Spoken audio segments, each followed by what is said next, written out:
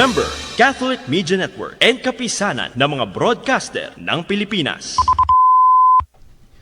Mga kapanalig, ang ating Philippine Standard Time, 2 minuto makalipas alas 11 ng umaga. Araw na Sabado ay 24 na araw sa buwan ng Enero, taon 2026. Narito ang Veritas News Alert Nationwide. Inaanyayahan ng Caritas Manila mga Pilipino higit na mga mamamayan sa Quezon City o Q-Citizens na makiisa sa isang araw na segunda mana donation drive sa K-Club Philippines sa Aberdeen Court Hotel sa Quezon City. Maaring magbahagi ang mga makikiisang mamamayan ng mga pre-love items sa segunda mana program simula 1:00 hanggang 5:00 ng hapon. Pangunahing pinupondohan ng segunda mana program ang Caritas Manila Youth Servant Leadership and Education Program o YSLEP.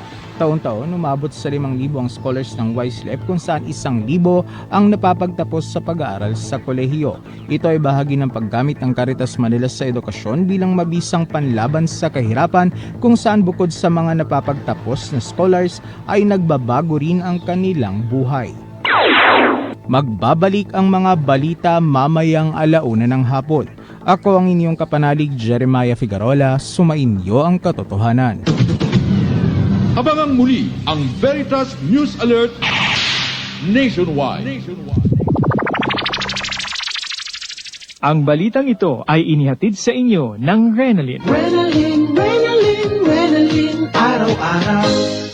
Programang titimbang ng katotohanan sa usapang panlipunan. Veritas. Magpapayabong sa moralidad ng bawat Pilipino. Veritas. Magsusulong ng mga doktrina ng simbahan sa sektor ng ekonomiya, politika, kultura at kalikasan. Veritas. Tuwing Sabado, kasama si Reverend Father Jerome Ceciliano. Veritas.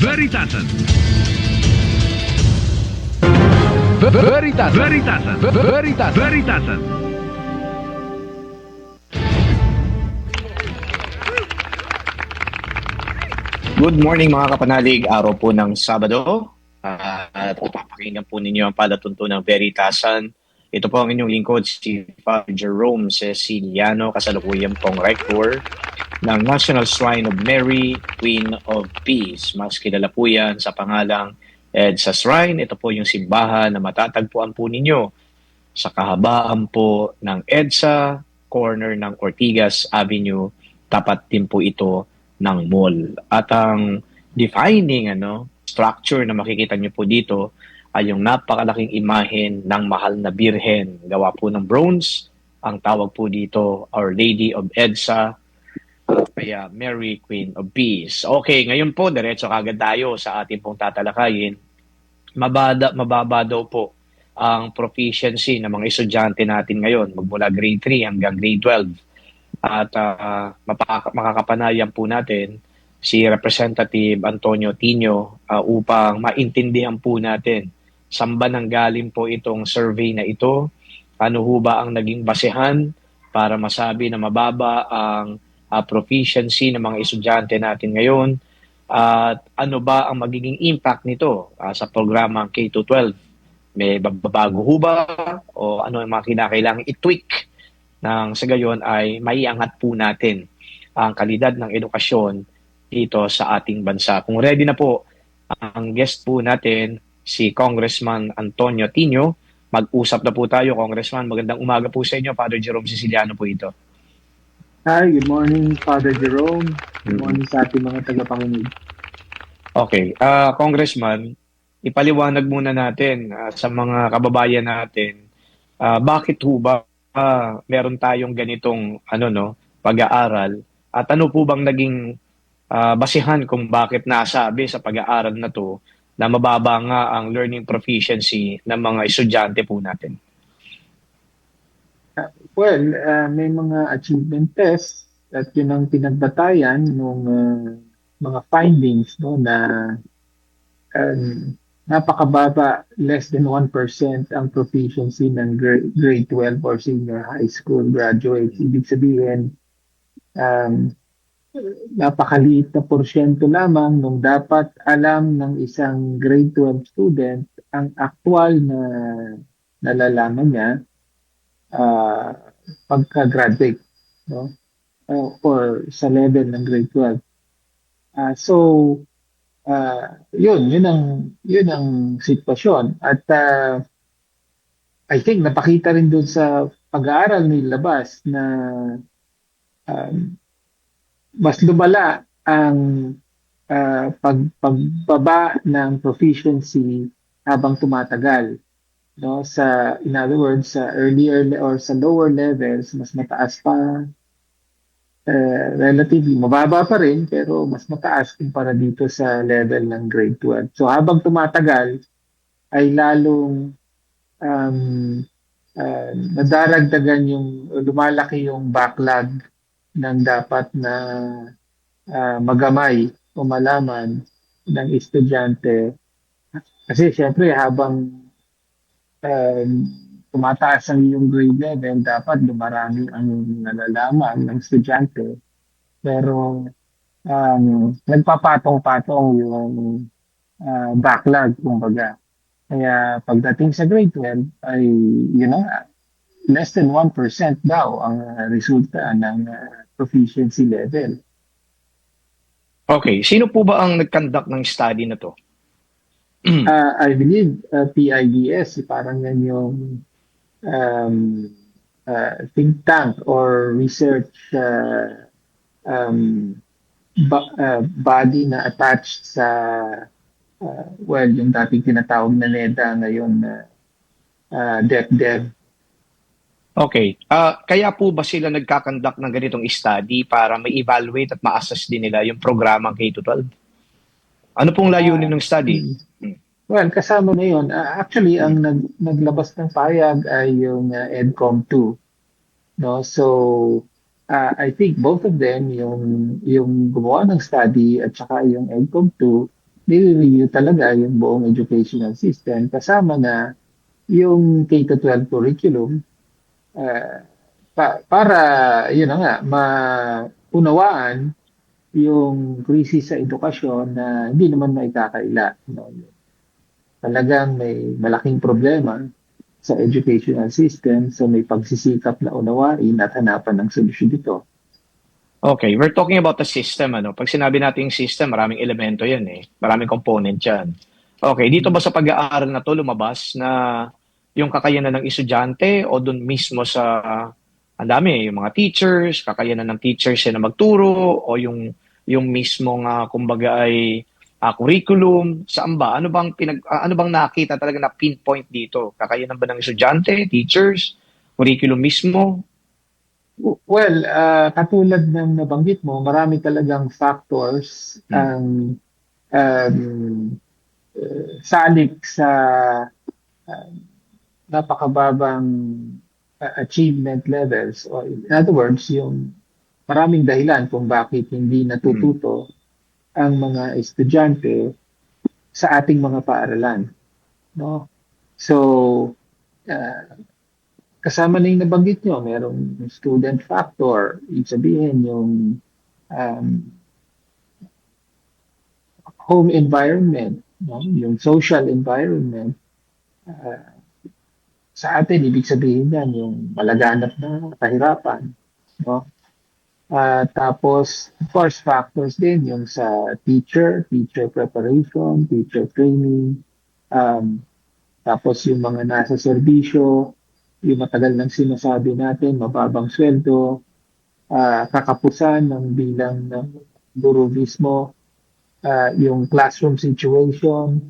I think this is an important factor, yung napakalaking bilang ng mga estudyante na hinahawakan ng isang teacher. In other words, class size. No? Kakulangan ng mga facilities and materials, yung pinaka-basic na hindi pa rin ma-solve, yung kakulangan ng mga classroom, ng mga libro, ng mga iba pang pangangailangan, no? From laptop to laboratory equipment, materials, and so on and so forth. So marami pong mga factors at kailangan unawain ang lahat ng yan at hindi maaaring magtukoy ng isang dahilan lang kung bakit ganito, bakit hindi natututo yung mga estudyante sa ating mga paaralan. Okay. Pupuntuhan po natin yung mga estudyante. Yung mga estudyante, devoid of this survey results. Nagpapakita nga na yung learning proficiency nila medyo mababa. But devoid of that, yung observation lang. Marami yung nagsasabi sa observation ng mga bata daw ngayon matatalino. The way they speak, the way they converse with people. Kumbaga, nai-express nila yung kanilang sarili. So sabi nila, itong mga bata na to mga smart. Diba? Anyway, that's just observation. Yun ang usual na mga pag-uusap-usap. But then again, papasok itong ganitong survey na yung learning proficiency nga mababa. So pag ito bang sinasabing learning proficiency mababa, more on the technical side, meaning to say, kapag sino matotal mo, inassess mo sila based on tests, sabi mo nga yung achievement test, or kung ano-ano pa man na test na binibigay, baka bordering yan on, sciences, yung mga subjects na yan. But when it comes to, how you observe the behavior, and then of course yung pakikipag-ugnayan ng mga bata, para mukhang okay naman daw. So ano ba dito yung nagre-reflect? Well, siguro depende kung sino yung mga batang tinutukoy natin, no? Isang nagpalala ng problema o nung tinatawag nating learning crisis, yung talagang ilang taon ng pandemya, no? At ang Pilipinas ang isa sa mga pinakamahabang sa mga nagkaroon ng pinakamahabang school lockdown. Ibig sabihin, pinakamatagal tayo sa buong mundo na hindi nag-resume ng mga face-to-face classes. Parang umabot ng 3 taon na tayo. No? So may mabigat, may malaki na tayong problema even before the pandemic. Pero nung hindi nag-face-to-face classes ng ganong katagal, imagine niyo po, may ilang batch po yan, ilang cohorts ng mga estudyante. Lalo na yung mga pumasok ng kinder and then first 3 years. No? Diyan kailangan matuto ng basics, ng pagbabasa, pagsusulat, pagbilang. No? Na hindi talaga nangyari at aminado naman kahit ang DepEd na hindi yan nangyari dahil naging modular ang moda ng pagtuturo. Essentially, binigyan sila ng material tapos pinaubaya na sa mga magulang o kung sino man, kayo na magtulong sa mga, lalo na yung mga maliliit na bata talaga, no? Paano kung yung magulang mismo hindi rin marunong o halos hindi rin marunong magbasa? So, wala talaga, no? Ngayon, yan na yung mga 2020, nagsimula yung pandemic. So, ngayon, sila na yung pumapasok papunta na sa high school, yung mga yan. Pero napakalaki talaga nung kailangang habulin, no? Dahil nga marami hindi pa rin marunong magbasa. No? Kaya in other words, totoo na merong learning deficit, no? Kakulangan sa pagkatuto, lalo na nung mga pinaka-basic skills. No? At habang tumatagal sila sa educational system, yun na nga, nagko-compound yung problema. No? Mas marami sila lalong hindi matututunan. Kaya nga ngayon, may mga hakbang na ginagawa ang DepEd, yung tinatawag nilang ARAL program. No? So after school hours, ay yung mga estudyante na kailangan na hindi marunong magbasa, tinuturuan magbasa. No, it happens in all schools, no, at all levels, elementary at high school. Sa ngayon, so isang pagsisikap yan para makabawi dun sa particular, ito yung mainly epekto ng pandemya ito na di pa tayo nakaka-recover from that.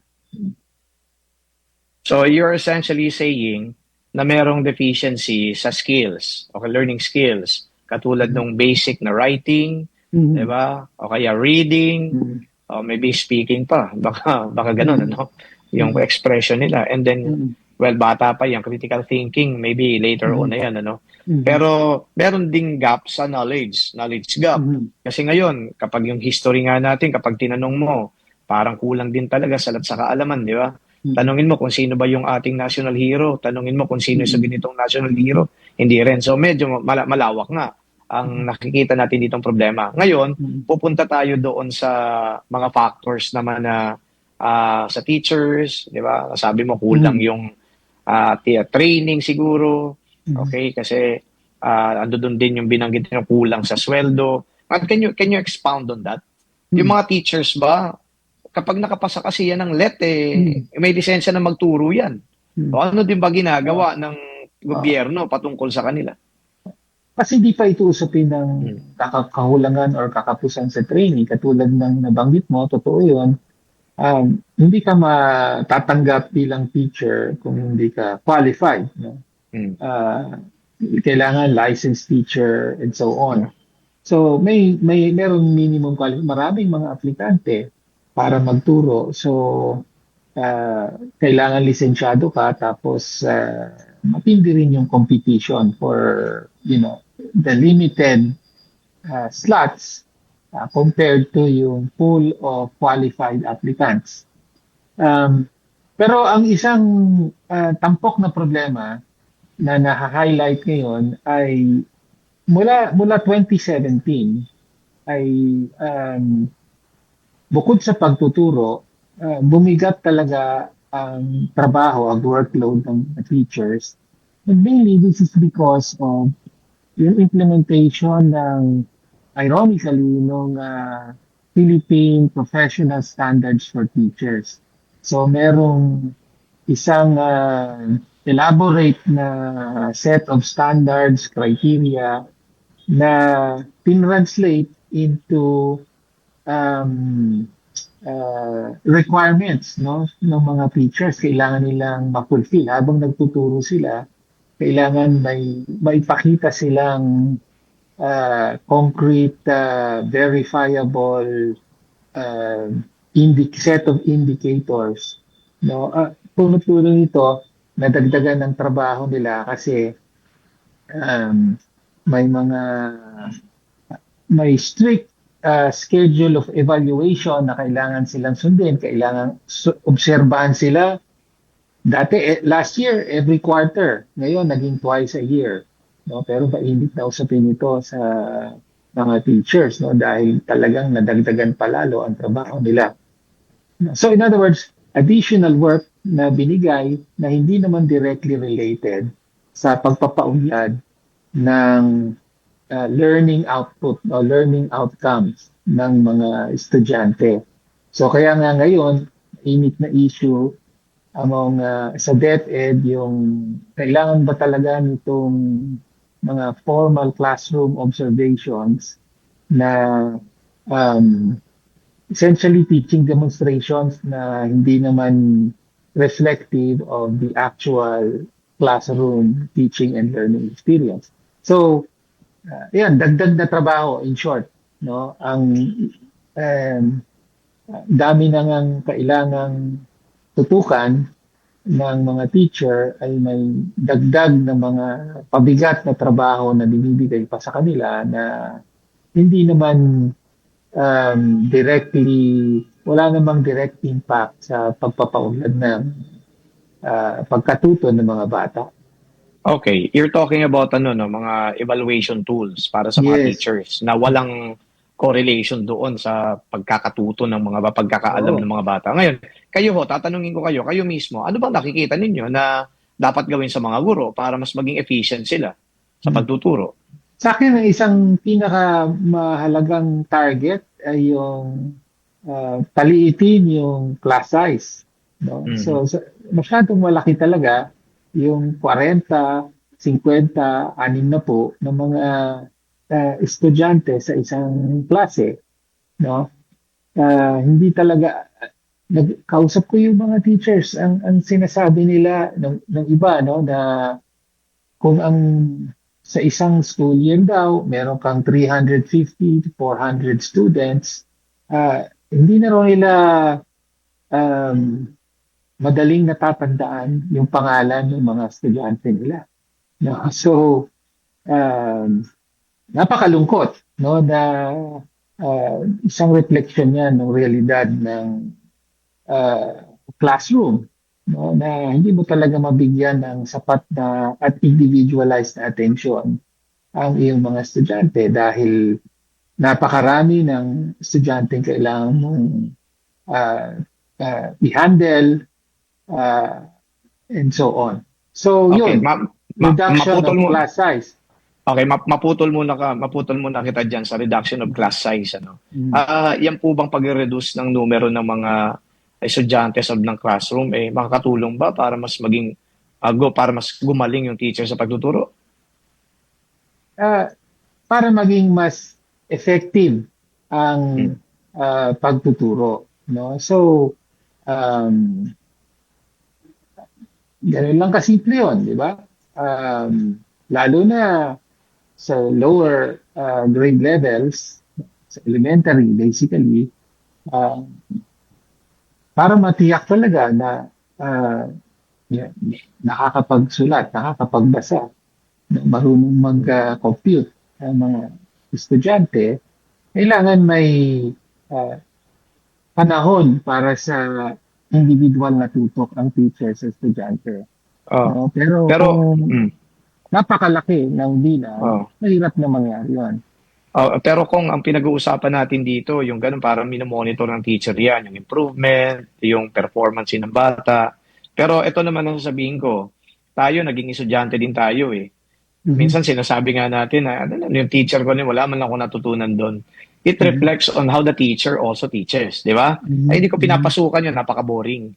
Pag halimbawa yun papasok muna ako, magpapa-attendance, lalabas ako. So, di ba, meron tayong ganyang narratives. Hindi natin pwedeng ikaila yun. But of course, we're talking about children. Di pa naman yun eh. Ang gusto ko lang na i-point out dito, may mga teacher din talaga na they are not up to the job. Di ba? So, hindi sila yung tipong magaling talaga sa pagtuturo. Kaya ako, ang gusto ko lang din i-emphasize, marami man yung estudyante o maliit yung estudyante, kapag yung problema mismo nasa teacher, talagang hindi matututo yung estudyante. I'm not against teachers. Yung sinasabi ko lang, ito ay based on experience, di ba? Narrative ito. So, yung ganung bagay. So, yun po yung point ko. Ano yung dapat gawin sa mga teacher para maging proficient din sila at saka efficient sa pagtuturo. Aside from external kasi yun, i-reduce mo yung yung bilang ng mga estudyante. Hindi internal yun eh. Internal kakayanan mismo ng teacher. Marami pong mga sistema at pamamaraan ng DepEd para sa tuloy-tuloy na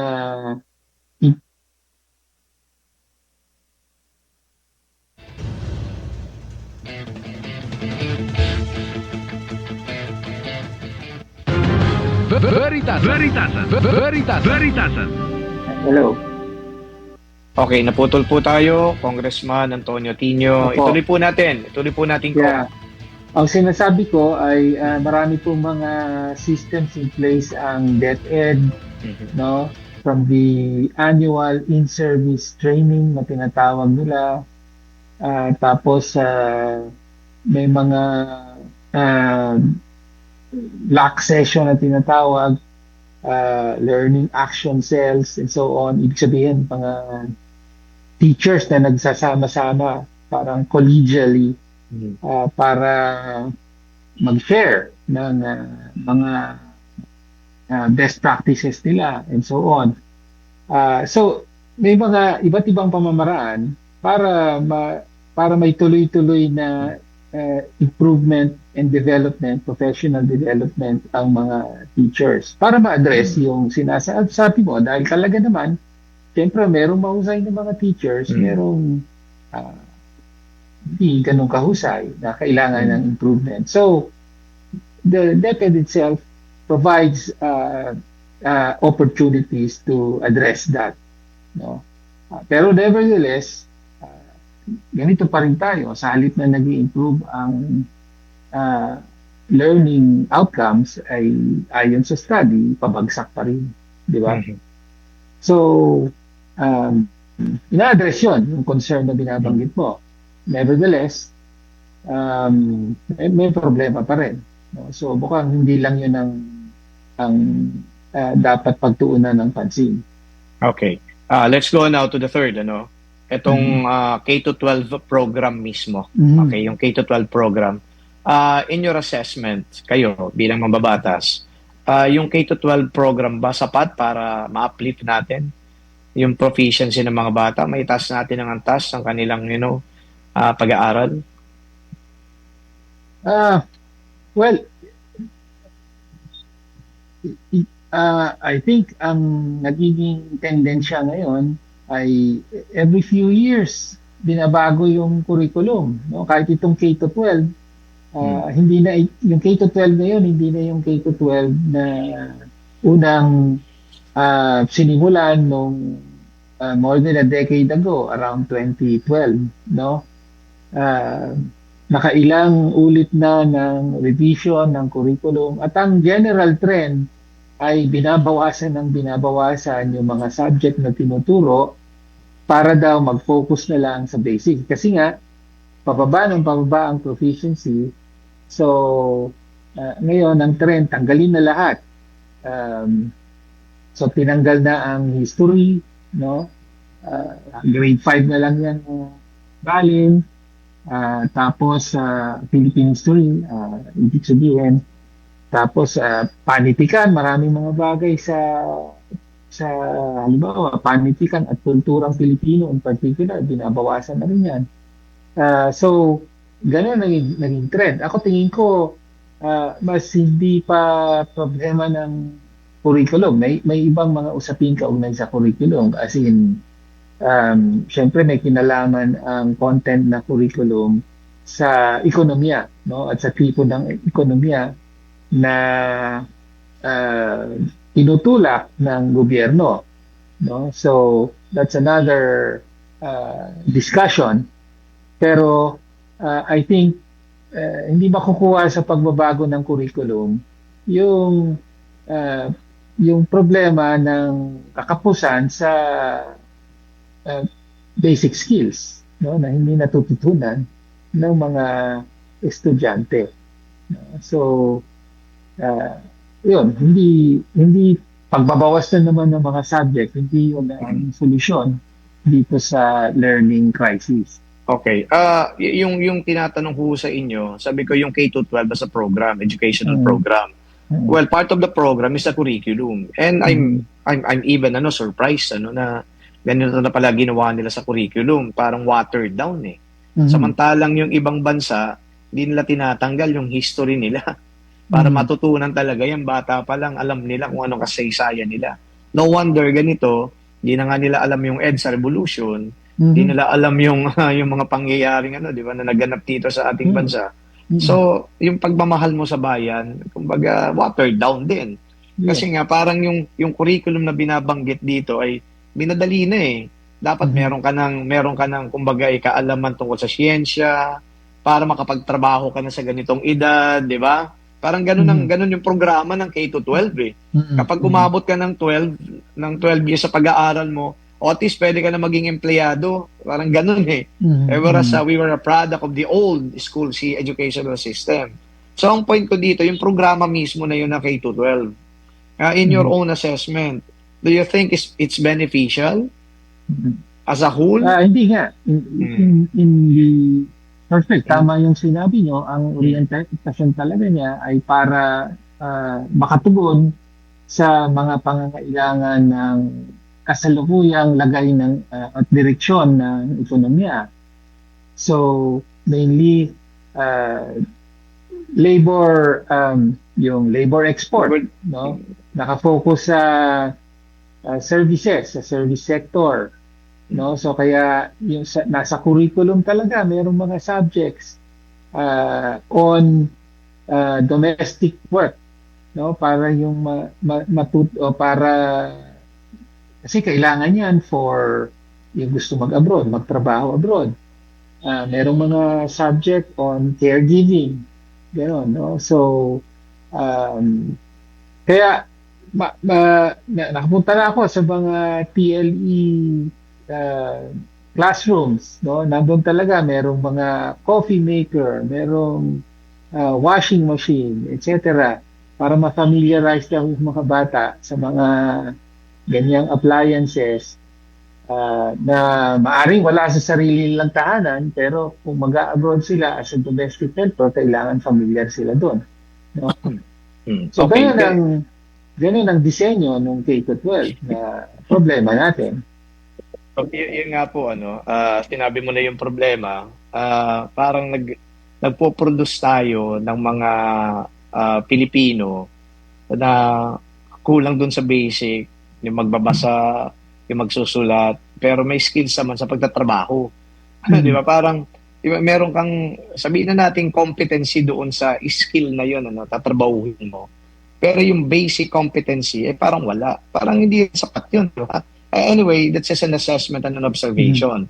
Ngayon bago tayo magtapos, kayo bilang mambabatas, meron ba kayong nakikita mga polisiya na dapat introduce para ma-reforma natin ito, matugunan natin itong problema ng learning proficiency? So, pwede po ba na at least mabigyan natin ng, at least hope itong ating mga kababayan na meron pag-a-address dito sa problemang ito ng low learning proficiency para sa mga estudyanteng Pilipino? Well, first of all, kailangan ma-address yung basics. No? So, kailangan may sapat na bilang ng mga teachers, sapat na bilang ng classrooms, sapat na bilang ng mga learning materials.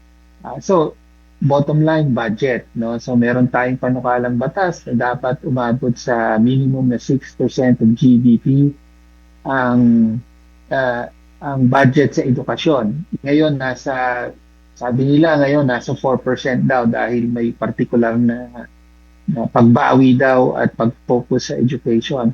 So, kulang pa yun. It has to be at least 6% of GDP according to international standards, no? UNESCO standards. So, isa yun. Of course, yung basic na hinaing ng mga teachers, kailangan mas mataas na sweldo, no? Na pag-iiwanan ng sweldo ng teacher kung ikukumpara mo sa pulis at sundalo, halimbawa. So, may panukalang batas din tayo dyan. Regulation of class size, I mentioned that. Meron tayong particular na bill kaugnay na. No? Tapos, yun na nga, ang ina-address ngayon, kailangan bawasan yung administrative workload ng mga teachers, particularly yung related to evaluation nila. No? Parang in-apply ang mga pamamaraan ng corporate world, business world, no, sa mga teachers, no, na hindi naman nakakatulong sa improvement ng pagkatuto ng mga estudyante. So, bawasan din ito yung workload nila. Yun yung ilang mga kagiat na panukala natin para ba ma-address yung mga basics, yung fundamentals, at ma-focus muli ang mga teachers sa pagtuturo sa kanilang mga estudyante. Are you hopeful that this is going to be, addressed effectively? Not just by Congress, but by the whole government? Well, I think lahat naman merong malasakit sa edukasyon, may pagkilala sa ating lipunan na mahalaga ang edukasyon, no? So, I think bukas, no? May bukas ang lahat na makinig sa iba't ibang mga solusyon dito. Okay. Okay, maraming salamat po sa inyo, Congressman Antonio Tino, at thank you din sa pagbibigay ng mga inputs tungkol dito sa mga panukalang batas na pwede hong makatulong para maiitaas nga ang antas ng pag-aaral at kaalaman ng ating mga estudyante. Happy weekend po, Congressman. Thank you, Okay, Father. Happy weekend. Magpapakilala po ang Veritasan.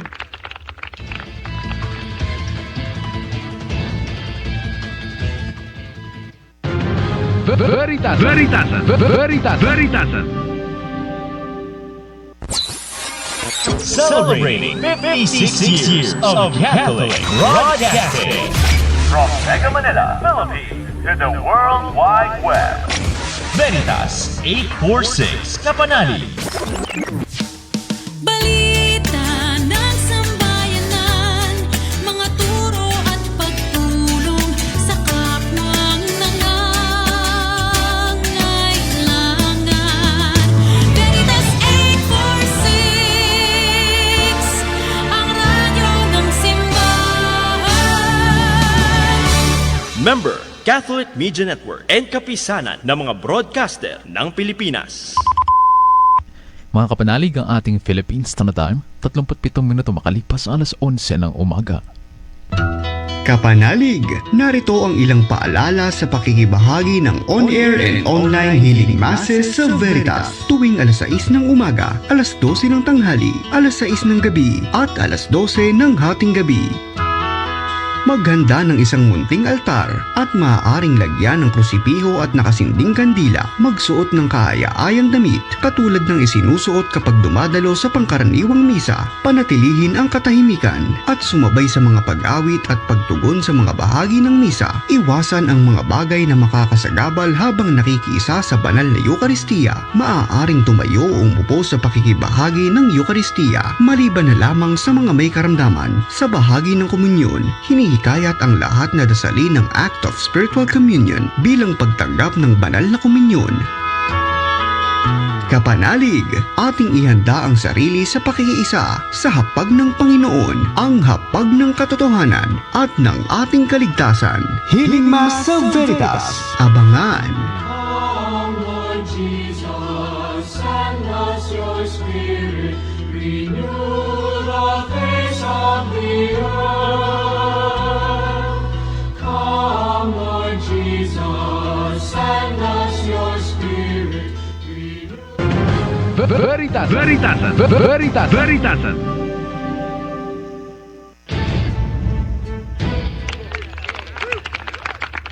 Mga kapanalig, ating pong nakapanayam si Congressman Antonio Tino, and insightful yung kanyang mga ipinahayag po dito sa Veritasan. At mahalaga din na meron talagang pagtugon sa ganang sektor po nila bilang mambabatas. Ano yung mga polisiya na dapat gawin? And I'm glad to know na may mga binanggit po siya ng mga polisiya para i-address nga itong low learning proficiency ng mga estudyante. Pero matagal na hong usapan na itong K-12 ay mukhang hindi po yata nagbigay talaga o tumugon doon sa problema sa edukasyon. I don't know, these are narratives I've been hearing, and syempre dapat may mga technical na mga pag-aaral din dito, pagsasaliksik, at syempre yung mga pag-i-evaluate nila. Pero lumalabas nga, yung mga estudyante nga ngayon, mababa yung kanilang kaalaman, lalong-lalo na sa basics.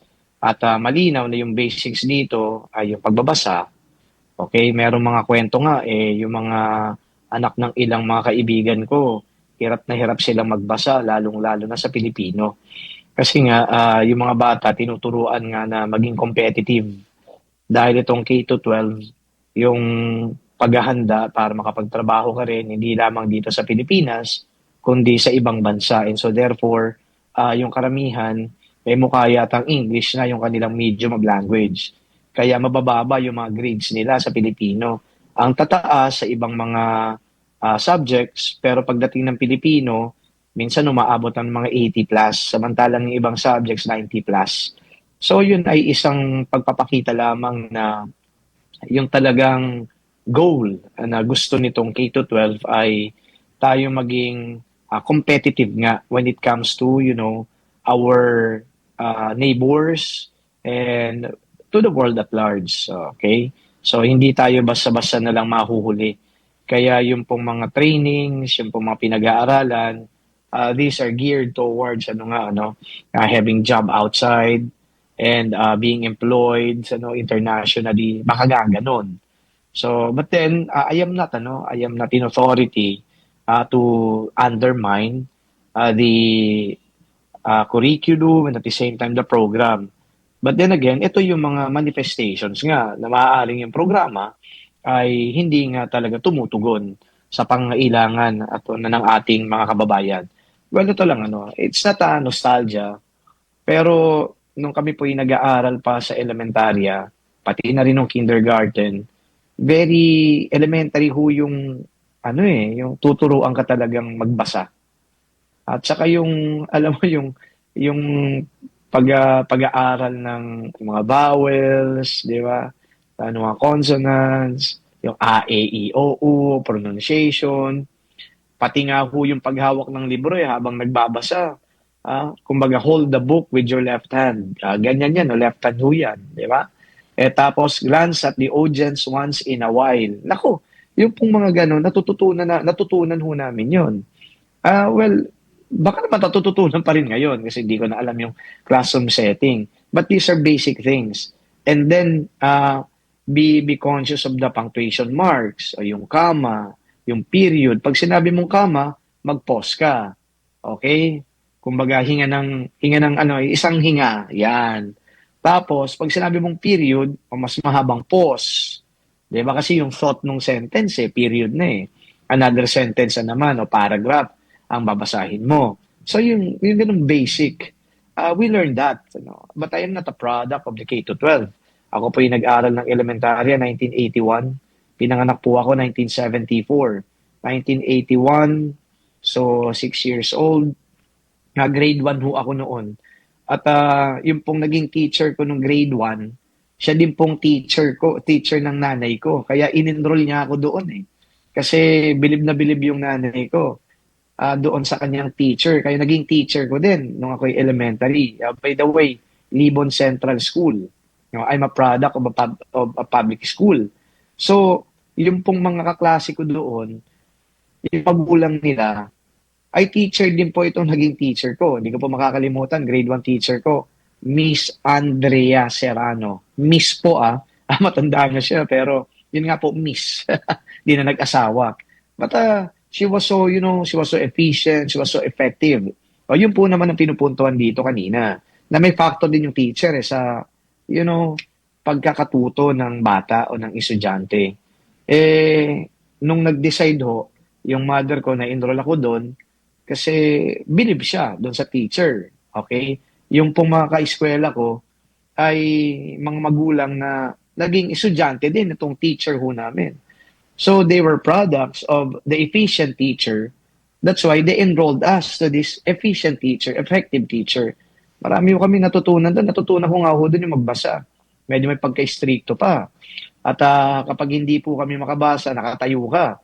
Nung panahon na yon, kapag pinatayo ka, may sense of shame eh. Kasi parang punishment ho yun na mahihiya ka. Dahil hindi ka marunong magbasa. Pinatatayo ka. Ngayon, yung ganyan hong mga siguro punishment inside the classroom, baka naman ikaw ay, makita ng magulang mo, mapag-alaman ng magulang mo, reklamo ka agad yung teacher.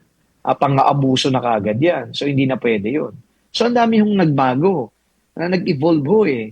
Yung teaching environment, educational environment, may mga policy na ngayon na hindi na pwede talaga na gawin yung mga dating ginagawa. Noon, pwede ho kaming paluin eh. Kapag hindi po nakapagbasa, hindi po nagawa yung pinagagawa ng teacher, napapalo yung estudyante. So there was no physical abuse at the time. 'Di ba parang 'yon ay naging motivation sa bata na sige nga mag-aral kasi ayaw mo mapahiya, ayaw mo din masaktan, ayaw mong umiiyak. Noon, yung bullying meron na rin kasi kapag nakatayo ka, kapag umiyak ka, kapag napalo ka, pagtatawanan ka din ng mga kaklase mo. Yung pagtatawa-tawanan na yan, mga tukso-tuksuan, form of bullying yan ngayon. But during those times, wala yan eh. Parang ito yung nag-motivate sa'yo para lalo kang matuto. Well, I'm not telling you that ibalik natin yung ganon. Kasi nga, dami ng mga policies ngayon eh. Mga bawal na ho yung mga nagagawa po noon. Diba? But just to give a credit, yung dalawang factors, yung estudyante at saka yung teacher. Yung estudyante, palagay ko, mamomotivate din eh. Kapag merong mga factors talaga na magbibigay sa kanya ng direksyon na I need to learn. So the student, will have it upon himself na At kinakailangan ko matuto. Otherwise, ayan, mabubuli ako, kumbaga ay pagtatawanan ako, o patatayuin ako. So, it may be the wrong motivation, okay? But I think, natuto yung bata. Okay, gusto mo magbasa kasi ayaw mo patayo. So, it's not parang, you don't go beyond that. Ngayon, parang, magtatrabaho ako ng ganito. It's very grand. It's very big. But is that enough motivation for the student to really, dedicate himself to learning? Ayokong sabihin na hindi enough motivation yun. Dapat nga kasi you are being prepared for your future. Pero itong essential na tanong ko dyan, yung bang mga bata meron ng ganong grasp? Parang masyado nating ini-instill dun sa bata yung ganong idea, but then the limitations ng kaalaman ng bata, parang hanggang sa paglalaro lang yan, nag-i-enjoy siya ng kanyang pagkabata, and yet parang in-extend natin yung kanyang limitation kaagad. Dagdagan pa natin, dapat doon na tayo papunta. O dapat maging ganito ka, maging ganyan ka. So, ang suma total, hindi mo nabigyan ng magandang environment yung bata. Di ba? Hindi niya nai-enjoy yung kanyang pagkabata kasi pressured na. That's why nga nakikita ko yung wisdom na, okay, bawasan na natin yung mga subjects na yan kasi baka naman masyado ng bugbog yung bata. Ang mga naririnig kong mga kwento, kapag umuwi sa bahay, ang daming mga ipiprepare ng bata. Kaya, napag-alaman ko din, may requirement na nga ang DepEd na yung mga assignment hindi dapat ganun katindi. Because you're burdening the child or the students in that sense. So, yung ganung mga factors, parang naging masyadong complicated tuloy, yung kumbaga learning environment. But then ako naman, babalikan ko yung nakaraan. Perhaps yung mga batang 80s dito, makaka-relate yung pong paggagawa ng assignment, kinakailangan gumawa. Kasi naalala ko pa noon, yung teacher, iikot yan. Okay? Iikot, iniisa-isa yung notebook. Sinecheck niya kung talaga bang gumawa ng assignment yung estudyante niya. Hindi ko alam ngayon kung ginagawa pa. Perhaps ginagawa yan. Pero yung nga lang, yung mga estudyante noon, nagko-compare notes. Di ba? Kapag natapos sa makaikot yung teacher, magtatanungan sila, ano bang sinulat sa'yo? O yung iba, makikita mo dyan, G, yung iba, VG, G, good. Yung VG, very good. Yung E, yung excellent. Di ba? O di kaya yung iba naman, talagang grades. O yung iba, 100. Yung iba, 85. Pero yung mga bata noon, excited sila, nagko-compare. So among themselves, parang, kinakailangan kong higitan siya. So yung parang nanggagaling yung initiative mismo dun sa bata to be at par with his peers. And that's who we are and what we are before. Okay? So yung learning environment, medyo challenging, wala pang computer noon. Pero yung estilo ng pagtuturo at yung pagmamotivate ng teacher, ando dun So, ang point ko dito, may factor yung bata, okay, hindi naman kinakailangan talaga matalino, kaya nga tinuturuan mo Kaya nga binibigyan mo ng skills kaya nga hinihinang mo yung kanyang utak Ako, hindi naman ako matalino nung elementary ako Pilyo, hindi matalino. Pero kahit papano, di ba? Natututo ka over time. Okay? So, hindi yung tipong kinakailangan na maging valedictorian ka, salutatorian ka. Hindi yun Pero yung may basic skills ka, nakaalaman, tapos nadadala mo to para ikaw na mismo later on ang talagang luminang sa iyong sariling kaalaman. Di ba? So, yun yung ganung mga bagay. At naalala ko pa noon, grade 6 po ako. Alam po ito ng teacher ko nung grade 6 si Miss Evelina Cambaling. Hi, ma'am. Okay, si Miss Andrea Sarano ay namayapa na. Tingnan niyo, mga teacher ko noon. Kilala ko pa, Okay. Si Miss Evelina Cambaling, merong mga quiz-bee, tapos ilalaban ho kami, parang inter-school na, So, nagkaroon muna ng elimination. And then, sa elimination round na yon, nanalo yung isa, pangalawa ako.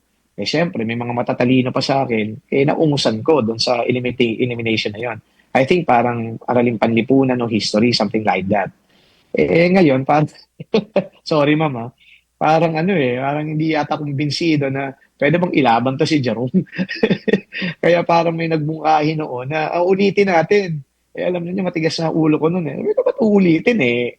Eto na nga yung elimination eh.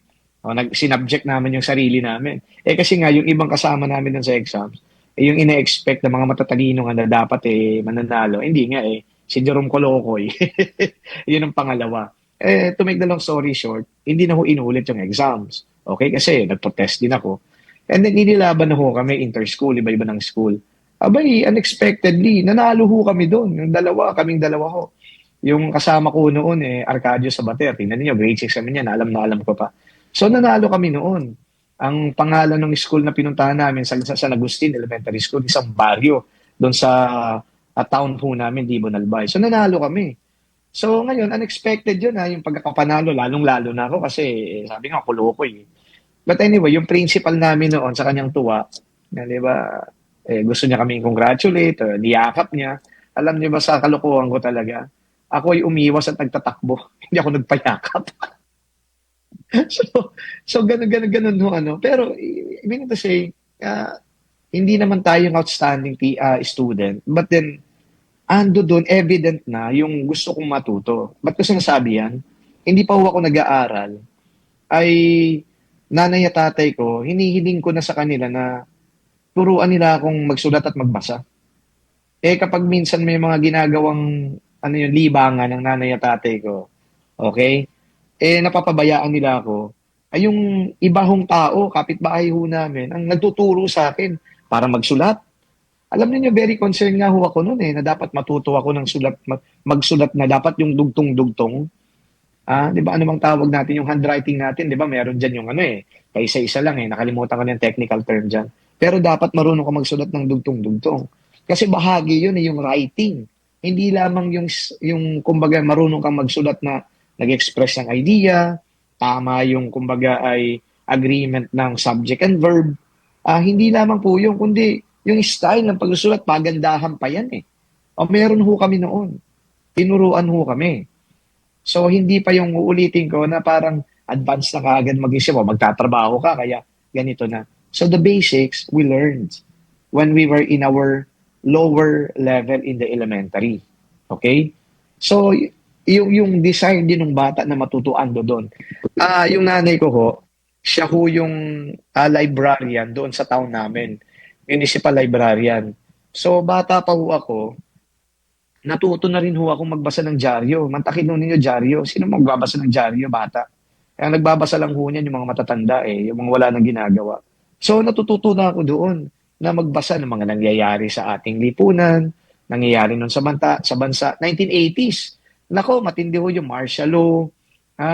Tapos, of course, nirepress niya yan. Nawala yung mga, sabi natin, na mga dyaryo na yan. Pero, nung nalift naman yung martial law, at saka nag-1986 nga, people power, dito nalabas yung mga free press, yung Malaya, Mr. and Miss. Nababasa ko ho yan noon. At the time, 1986, grade 6 ho ako. So itong narrative na to about my own experience, this is not to say na maganda yung pinanggalingan ko, but just merely saying that yung bata, dapat aasamin niya din na matuto siya. Okay? While we focus on the external factors, curriculum, yung program, yung teacher, pero ito ho, yung bata dapat asamin niya na matuto siya. And I guess, ang malaking factor ho dito para yung bata gustuhin niya matuto siya, yung magulang. Okay? Magulang, turuan talaga siya na, magsulat, magdasal, paunti-unti. Paunti-unti. And of course, ang kasunod niyan syempre kapag marunong ng magsulat, magbasa, syempre yung kanyang reasoning skills, yung lohika, mahalaga din ho ito. At yung influence dito ng mga magulang, very essential. Very critical. Kapag tinanggal ng magulang yung component na yon, dahil inaasa lang nila yung pag-aaral at yung tipong pag-accumulate ng knowledge sa school, sa paaralan, nako, hindi po sapat. Hindi sapat. So dito ay gusto kong bigyan din ng diin yung mga magulang ko. Kasi na-expose kagad ako sa ganong kalakaran Oh, 'di ba? Yung desire ko to learn and to to write, to read, ando doon 'yon. And so many factors sa binanggit ko pa. Yung bullying sa loob, yung napapahiya ka. So that's part of the whole environment, learning environment at the time in the 80s. In the 80s. So, ang gagaling din ng mga teachers. So, ito na, yung mga teachers na kumbaga nadaanan ko. Grade 2 ako, Mrs. Rosita Segubiense. Medyo stricto to. Dami kaming dumaan din doon. And yung grade 3, Mrs. Daisy Casais. O yan. Yung grade 4, dalawa na yon. Mrs. Abelina Sabaresa. Tapos, nagkapalitan, naging si Miss Purificación Gonzales. O, yan, grade 4 na yon, dalawa. Mrs. Abelina Sabaresa at saka Mrs. Purificación Gonzales. Yung grade 5 ko, Miss Nilda Cambaling. Tapos yung grade 6, Miss Evelyn Cambaling. So, tingnan nyo, alam ko pa, kilala ko pa yung mga pangalan ng mga teachers ko. At mind you, magmula grade 2 hanggang grade 6, lagi ho kaming section 1 noon. Yung section 1 parang cream of the crop yan. Okay? Lagi kaming section 1. Nung grade 1 ako, pwede kasing pumili ng section eh. Depende na nga doon sa teacher na gusto mong pag-enrollan. Okay? Kaya yung nanay ko, in-enroll po ako dito, section 5 noon. Grade 1 po ako, section 5. Okay? Again, si Miss Anding, Andrea Serrano. Okay? And then the rest, puro section 1 yan. Ang gagaling ng mga teachers namin noon.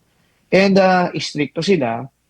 And then yung kanilang teaching, proficiency at saka efficiency, effectiveness, ando dun. Talagang, masasabi ko that we learned a lot from them. That's why, hanggang ngayon, hindi ko nakakalimutan yung mga yun eh. Kumbaga kung natuto man ho ako, ang mga taong naging instrumento nito, ayun, yung magulang ko, at saka yung mga teachers ko sa elementary. And of course, when I went to St. Gregory the Great Seminary, yung mga teachers ko doon, ang gagaling din, high school na ho ito. Okay, ano dyan si Mr. Basco, si Mr. Givero, okay, ayan mga lay teachers namin, si Miss Nancy Gonzales sa Filipino, Mr. Givero sa English, Mr. Fred Basco sa algebra, mathematics, trigonometry, galing. Ang uhusay nilang magturo, talagang yung kakayanan nila, hindi matatawaran.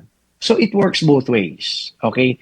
There may be teachers who are equally good, but then kung yung estudyante, loko-loko din, wala eh.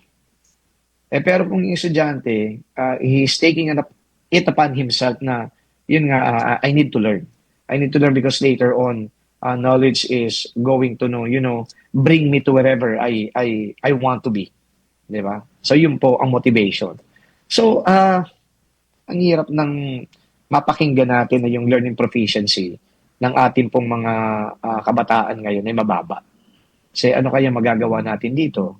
Tayo naman, lalong-lalo ito, challenge ko yung mga magulang, please tutukan ninyo yung mga anak ninyo. Of course, matindi na ho ngayon professional career. And you need that one para, sabi nga, mabigyan ninyo ng magandang kinabukasan yung mga anak ninyo. But then yung personal involvement ninyo sa learning process, mahalaga po yan. Wag na wag hong kakalimutan. Dapat involved po kayo. And of course, sa mga kawani ng pamahalaan at saka yung mga institusyon dyan, yung DepEd, okay? And then, syempre, yung mga teachers mismo, yung sector na yan, yung mga mambabatas natin, siguro yung dialogue, yung pag-uusap, dapat bukas na pag-uusap, yung mga magagandang, di ba, mga kaalaman, dapat ginawa din po natin yan, gawin po ninyo yan para,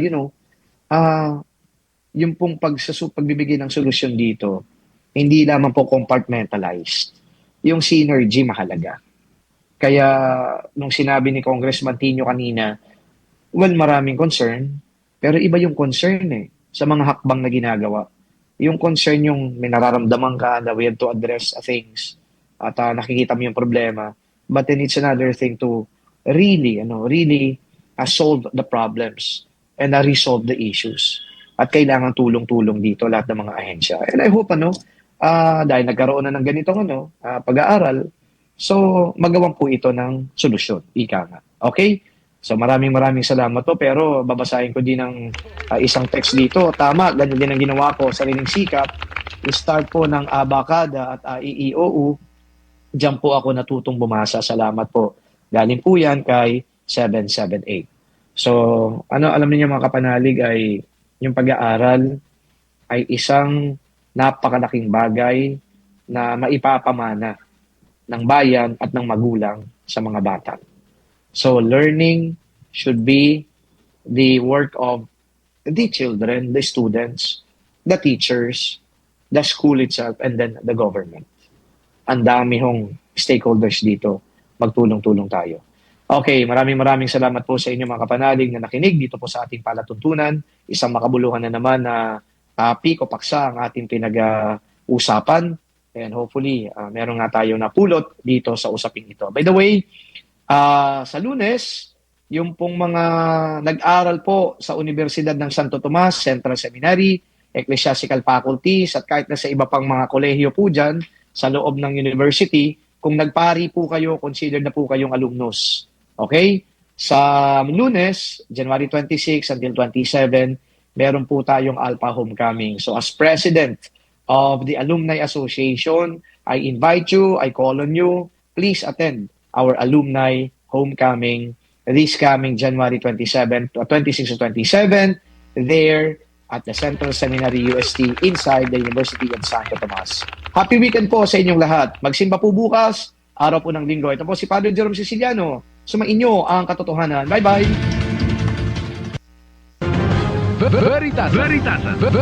Veritasan. Mga kapanalig, ating dasalin ng orasyon kasama ang kanyang kabunyian, Manila Archbishop Jose